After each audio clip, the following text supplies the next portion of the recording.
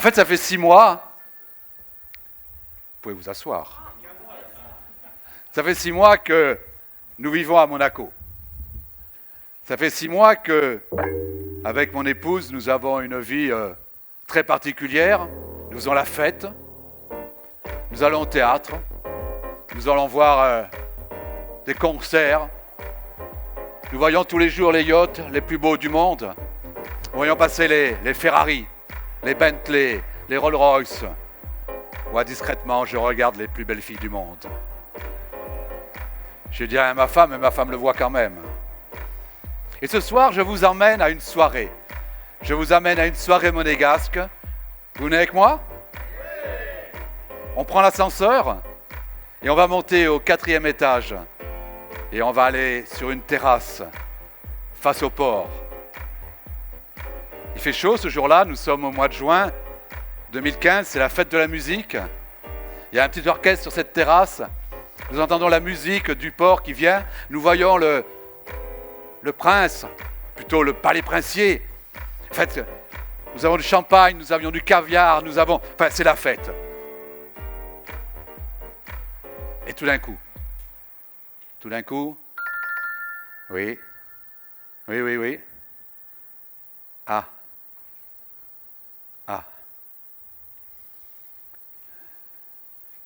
Tout d'un coup, la fête tourne.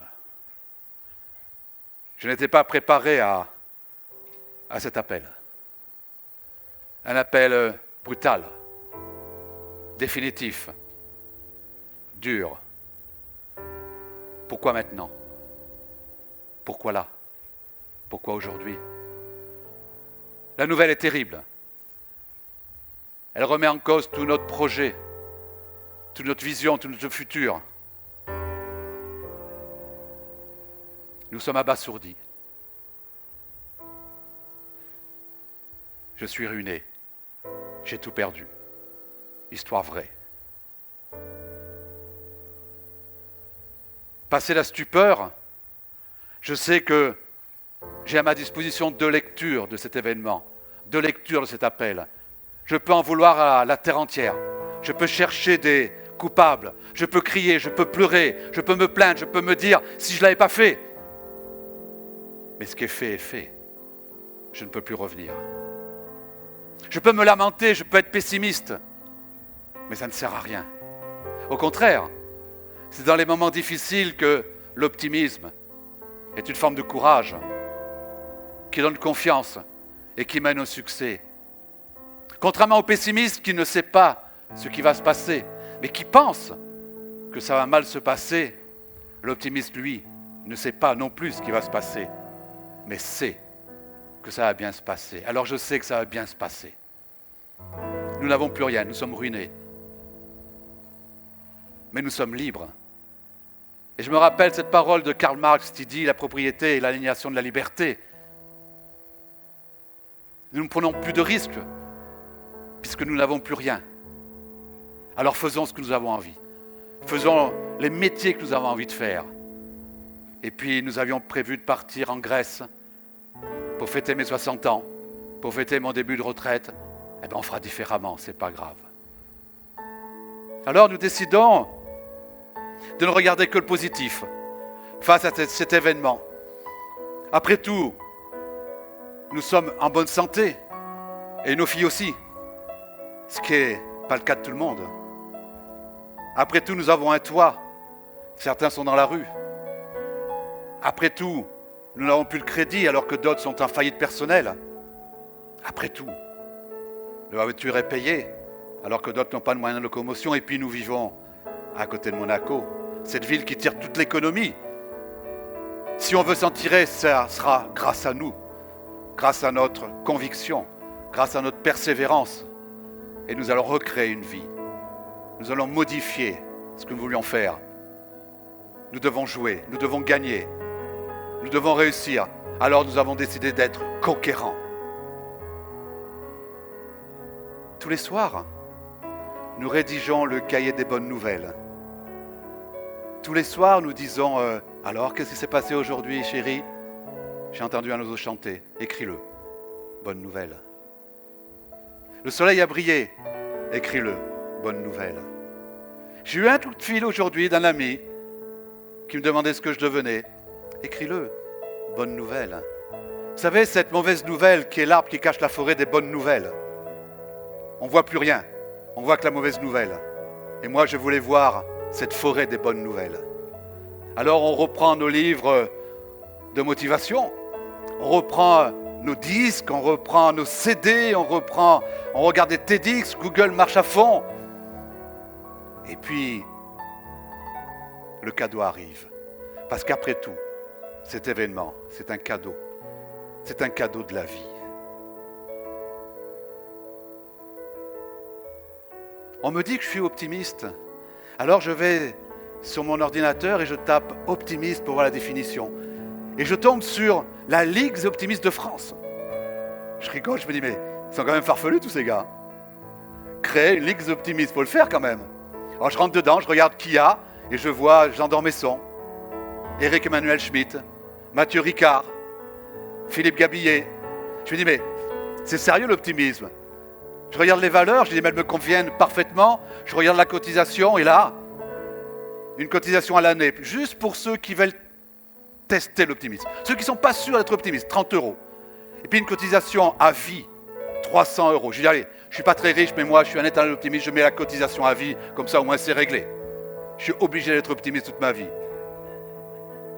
Alors, je commence à recevoir des newsletters et je vois dîner des optimistes à Lyon, dîner des optimistes à Paris. Et je me dis, mais, et si je crée un dîner des optimistes à Monaco? Ça serait quand même super. Et si je crée la Ligue des optimistes de la Principauté de Monaco? Ça serait quand même extraordinaire. Alors, j'envoie un mail, parce qu'il n'y avait pas de téléphone, il n'y avait rien.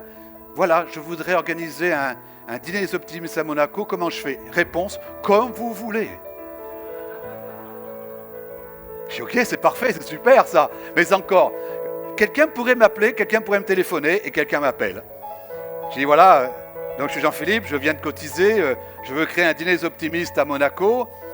Oui, alors, voilà comment vous faites. Mais je dis, ce que je voudrais surtout, c'est créer la Ligue des optimistes de la Principauté de Monaco. Et là, un blanc. Non, mais... Il dit, ça ne marche pas pareil, là. Je dis, ah bon? Non, mais là, il faut demander l'autorisation au président mondial. Comment? Il y a un président mondial de la Ligue des optimistes? Oui, c'est un Belge. Non, c'est pas possible. C'est un Belge qui a créé ça. Alors, je lui téléphone, on met la date, il vient, je réunis 150 monégasques, je fais venir la télévision, je fais venir les radios, je fais venir les journaux, et on fait une soirée extraordinaire d'optimistes. Et à la fin de cette soirée, ma sœur vient me voir et me dit, mais Jean-Philippe, pourquoi tu ne ferais pas des conférences sur l'optimisme? Après tout, pourquoi pas? C'est ma vie, l'optimisme. À 21 ans, j'ai décidé d'être heureux. À 27 ans, j'ai redressé les sociétés en faillite. À 40 ans, j'ai repris mes études. Toute ma vie, ça a été des hauts et des bas. Et toute ma vie, l'optimisme m'a toujours sorti de tous les bas. Alors oui. Cette histoire est mon histoire. Il a 5 ans, je n'étais pas prédestiné à être conférencier. Mais la vie m'a fait un très beau cadeau. Elle m'a obligé à tout refaire, à tout repenser, à tout reconstruire. Il y a 5 ans, la vie n'a pas voulu que je sois rentier ou retraité. Elle a voulu que j'assume une mission, porter l'optimisme. Alors, depuis 5 ans, je donne des conférences à travers la France, en Europe aussi, parfois en Afrique. Je rencontre des gens extraordinaires, des gens formidables. Parfois, on va aux États-Unis. Je rends les gens heureux, les gens me rendent heureux. Et puis, mon dernier projet, c'est de faire le tour du monde pour porter la parole positive et optimiste d'un monde qui est merveilleux. Parce que c'est quoi, en fait, l'optimisme? Comme dit Épithète, ce ne sont pas les événements qui troublent les hommes, mais l'idée qu'ils s'en font. J'avais aussi le choix par rapport à ce problème, par rapport à cette nouvelle, par rapport à cette information, de pleurer. J'ai choisi de rire. J'ai choisi de créer. J'ai choisi de changer. J'ai choisi de devenir conférencier. Alors, les amis, si jamais vous avez un ami qui un jour vous propose un placement à risque, dites oui.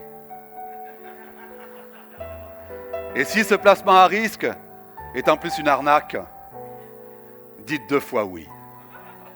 Parce qu'au pire, vous deviendrez conférencier, vous ferez le tour du monde et vous aurez le bonheur d'intervenir pendant 8 minutes de bonheur devant des amis.